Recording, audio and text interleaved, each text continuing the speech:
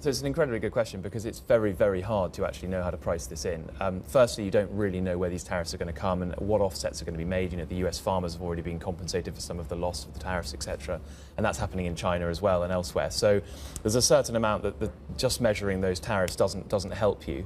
And then secondarily, there's a lot of sort of cost matching for these businesses. They actually manufacture and sell locally to a large degree, someone like a Unilever. So while really with the UK it's much more of a Brexit and sterling inflation point about the issues that they're going to suffer from a trade perspective, Unilever is 60% emerging markets, as you're indicating. But it's really hard to price in. And I think this is a general truism across the market.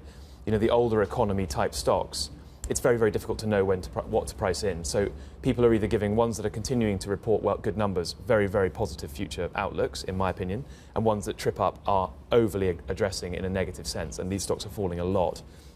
And it also means that the newer economy stocks, the sort of services-led, the tech-led sort of sectors, continue to make new highs because they're not as affected by so the uncertainty just doesn't exist there. So do you ignore it for the time being and look at other causes of a reappraisal of risk around those positions? You slightly need to wait until you get feedback from the industry itself as to how it's actually been impacted and affected, and whether or not these things come through. I mean, Trump is a leader who uses a huge amount of rhetoric to sort of presage anything he actually does afterwards, and so it's very, very dangerous to sort of bet on what he said in advance. You've kind of got to wait till the facts come through rather than speculating on the noise around it, in my opinion.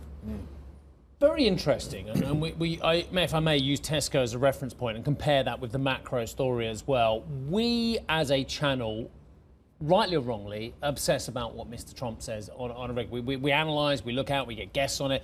We look at the trade wars, we look at this. And in the meantime, we're trying to look at companies in your portfolio that are affected by the bigger factors, whether it's trade wars, whether it's Argentina, what have you.